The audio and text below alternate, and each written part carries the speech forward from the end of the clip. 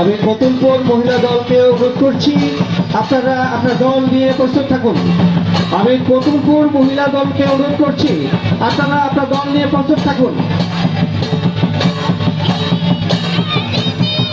আমরা উপভোগ করছি আদিবাসী ঐতিহ্য নৃত্য দাসায় দাসায় দাসায়।